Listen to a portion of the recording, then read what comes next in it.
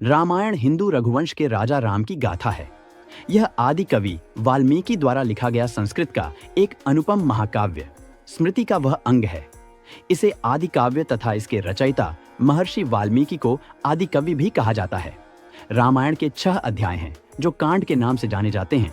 इसके 24,000 श्लोक हैं। कुछ भारतीय कहते हैं कि यह 600 ईसा पूर्व से पहले लिखा गया। उसके पीछे युक्ति यह है कि महाभारत जो इसके पश्चात आया बौद्ध धर्म के बारे में मौन है, यद्यपि उसमें जैन, शैव, पाशुपत आदि अन्य परंपराओं का वर्णन है। अतः रामायण गौतम बुद्ध के काल के पूर्व का होना चाहिए। भाषा शैली से भी यह पाणिनि के समय से पहले का होना चाहिए। रामायण का पहला और अंतिम कांड संभवतः बाद में जोड़ा गया था। अध्याय 2 से 7 तक ज्यादातर इस बात पर बल दिया जाता है कि राम विष्णु के अवतार थे।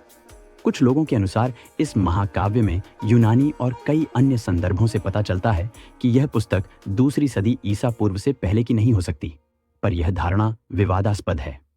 600 ईसा पूर्व से पहले का समय इसलिए भी ठीक है कि बौद्ध जातक रामायण के पात्रों का वर्णन करते हैं, जबकि रामायण में जातक के चरित्रों का वर्णन नहीं है। ब्रह्मा जी के कहे अनुसार वाल्मीकि ने भगवान श्री राम के वृतांत को श्लोकबद्ध किया।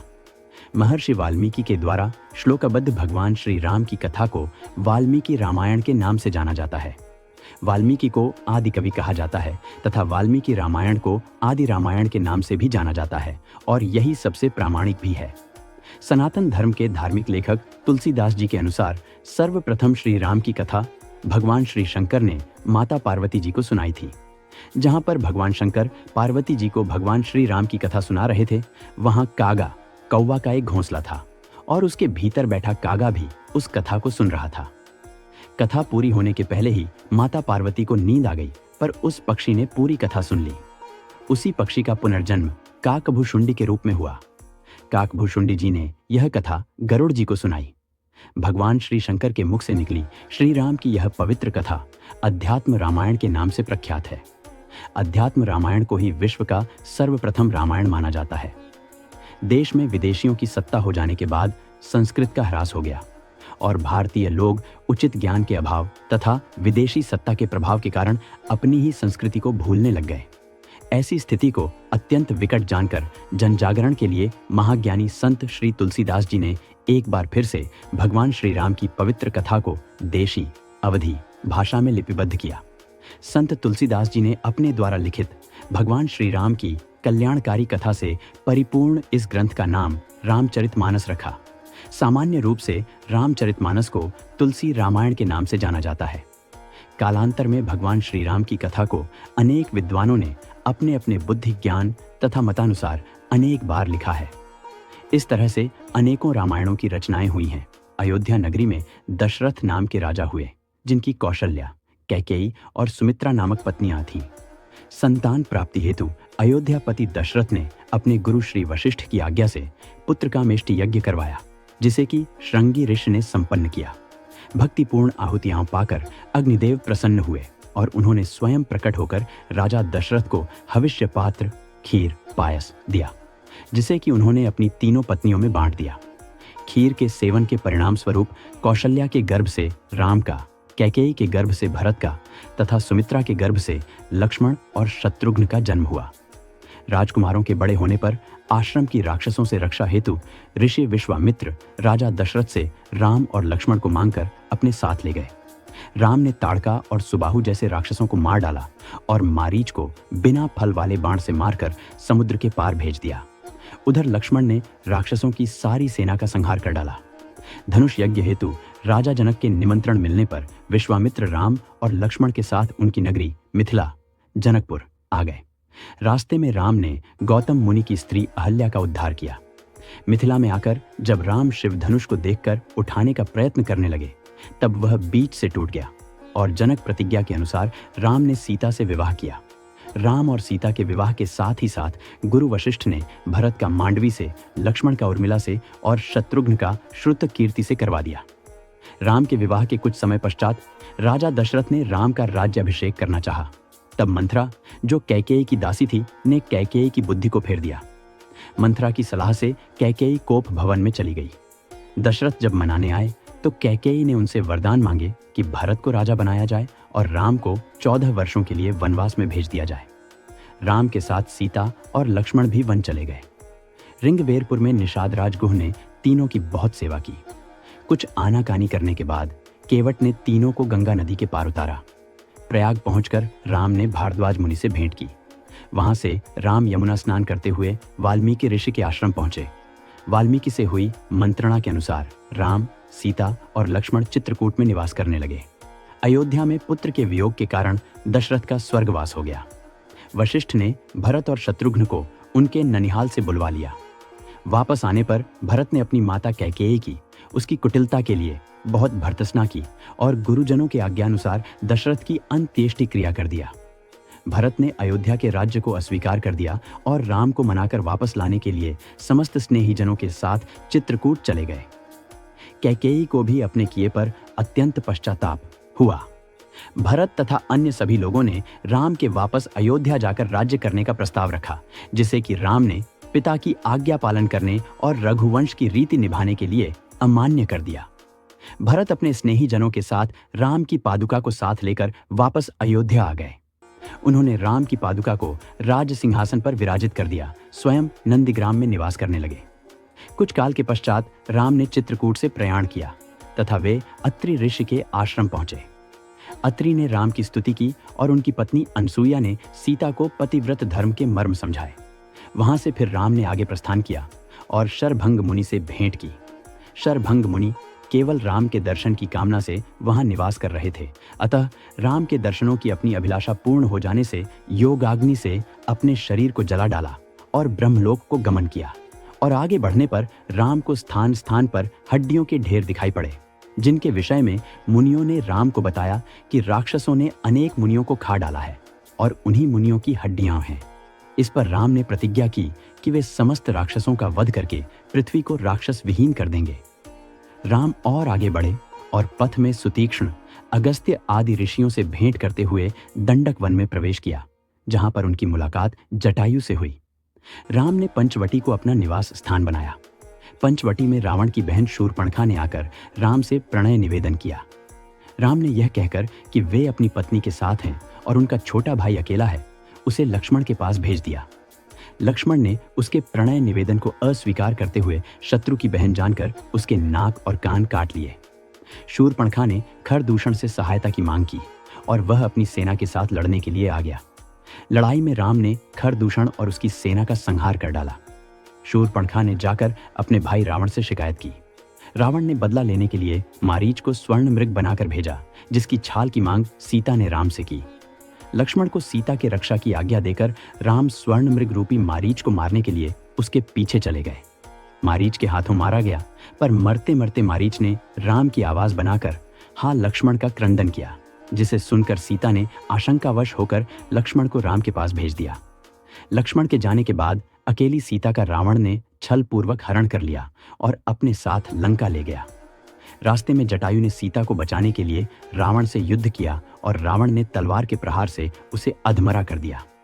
सीता को न पाकर राम अत्यंत दुखी हुए और विलाप करने लगे।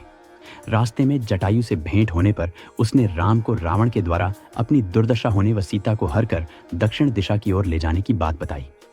ये सब बताने के बाद जटायु ने अपने प्राण त्याग दिए और राम उसका अंतिम संस्कार करके सीता की खोज में सघन वन के भीतर आगे बढ़े।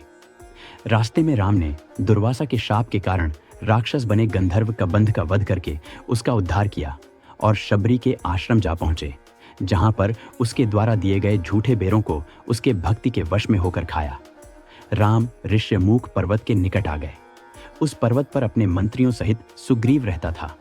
सुग्रीव ने इस आशंका में कि कहीं बाली ने उसे मारने के लिए उन दोनों वीरों को न भेजा हो, हनुमान को राम और लक्ष्मण के विषय में जानकारी लेने के लिए ब्राह्मण के रूप में भेजा। यह जानने के बाद कि उन्हें बाली ने नहीं भेजा है, हनुमान ने राम और सुग्रीव में मित्रता करवा दी। सुग्रीव ने राम को सांत्वना दी कि जानकी जी मिल जाएंगी और उन्हें खोजने में वह सहायता देगा। साथ ही अपने भाई बाली के अपने ऊपर किए गए अत्याचार के विषय में बताया। राम ने बाली का वध करके सुग्रीव को किष्किंधा का राज्य तथा बाली के पुत्र अंगद को युवराज का पद दे दिया। राज्य प्राप्ति के बाद सुग्रीव विलास में लिप्त हो गया और वर्षा तथा श्रद्ध ऋतु व्यतीत हो गई। राम की नाराजगी पर सुग्रीव ने वानरों को सीता की खोज के लिए भेजा। सीता की खोज में गए वानरों को एक गुफा में एक तपस्विनी के दर्शन हुए। तपस्विनी ने खोज दल को योग शक्ति से समुद्र तट पर पहुंचा दिया, जहां पर उनकी भेंट संपाति से हुई। संपाति ने वानरों को बताया कि रावण ने सीता को लंका अशोक वाटिका में रखा है। जाम्बवंत ने हनुमान को समुद्र लांघने के लिए उत्साहित किया। हनुमान ने लंका की ओर प्रस्थान किया। सुरसा ने हनुमान की परीक्षा ली और उसे योग्य तथा सामर्थ्यवान पाकर आशीर्वाद दिया। मार्ग में हनुमान ने छाया पकड़ने वाली राक्षसी का वध किया और लंकिनी पर प्रहार करके लंका में प्रवेश किया। उनकी विभीषण से भेंट हुई। जब हनुमान अशोक वाटिका में पहुंचे तो रावण सीता को धमका रहा था। रावण के जाने पर त्रिजटा ने सीता को सांत्वना दी। एकांत होने पर हनुमान जी ने सीता माता से भेंट करके उन्हें राम की मुद्रिका दी। हनुमान ने अशोक वाटिका का विध्वंस करके रावण के पुत्र अक्षय कुमार का वध कर दिया। मेघनाथ हनुमान को नागपाश में बांधकर रावण की सभा में ले गया। रावण के प्रश्न के उत्तर में हनुमान ने अपना परिचय राम के दूत के रूप में दिया। रावण ने हनुमान की पूंछ में तेल में डूबा हुआ कपड़ा बांधकर आग लगा दिया।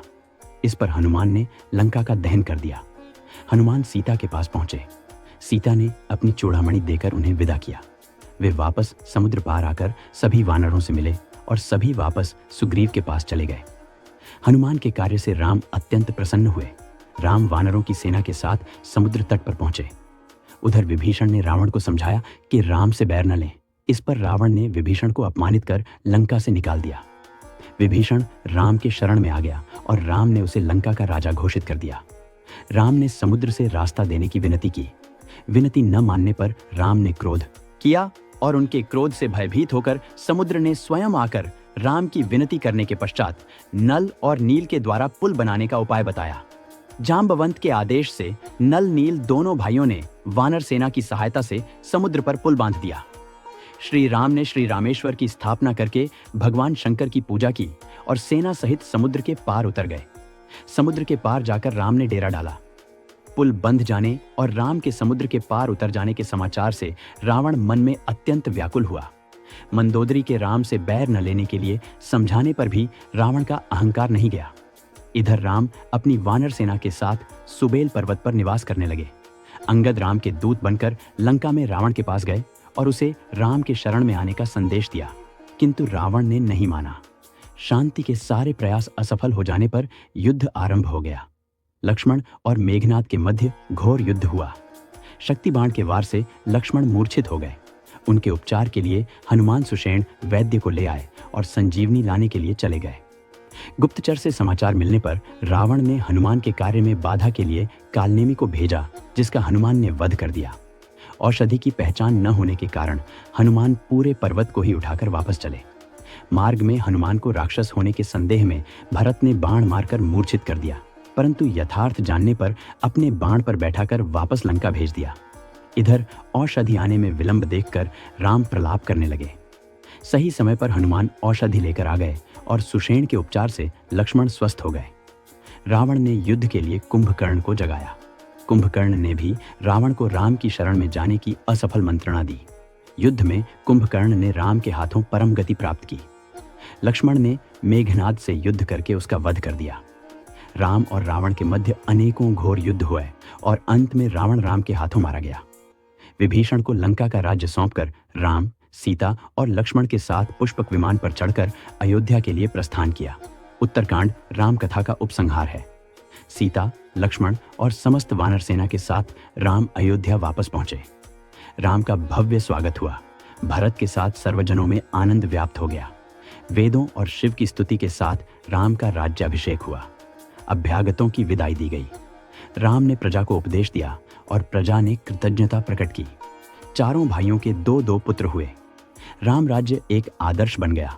उपरोक्त बातों के साथ ही साथ गोस्वामी तुलसीदास जी ने उत्तरकांड में श्री राम वशिष्ठ संवाद, नारद जी का अयोध्या आकर रामचंद्र जी की स्तुति करना, शिव पार्वती संवाद, गरुड़ मोह तथा गरुड़ जी का काकाभुशुंडी जी से राम कथा एवं राम महिमा सुनना, काकाभुशुंडी जी के पूर्व जन्म की कथा, ज्ञान भक्ति निरूपण, ज्ञान दीपक और भक्ति की महान महिमा, गरुड़ के 7 प्रश्न और काकाभुशुंडी जी के उत्तर आदि विषयों का भी विस्तृत वर्णन किया है। जहां तुलसीदास जी ने उपरोक्त वर्णन लिखकर रामचरितमानस को समाप्त कर दिया है, वहीं आदिकवि वाल्मीकि अपने रामायण में उत्तरकांड में रावण तथा हनुमान के जन्म की कथा, सीता का निर्वासन, राजा नृग, राजा निमि, राजा ययाति तथा राम राज्य में कुत्ते का न्याय की उपकथाएं, लवकुश का जन्म, राम के द्वारा अश्वमेघ यज्ञ का अनुष्ठान तथा उस यज्ञ में उनके पुत्रों लव तथा कुश के द्वारा महाकवि वाल्मीकि रचित रामायण गायन, सीता का रसातल प्रवेश, लक्ष्मण का परित्याग का भी वर्णन किया है। वाल्मीकि रामायण में उत्तरकांड का समापन राम के महाप्रयाण के बाद ही हुआ है।